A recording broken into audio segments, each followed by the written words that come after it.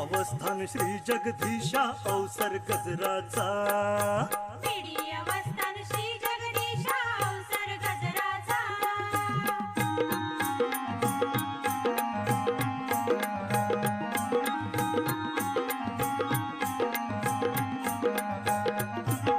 चार मास राहिलं की स्वामी पर्व काळ आला समस्त भक्ती जना संगे आनंद वर्षला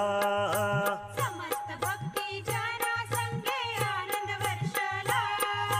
सडा घालून रंग भरून समारंभ केला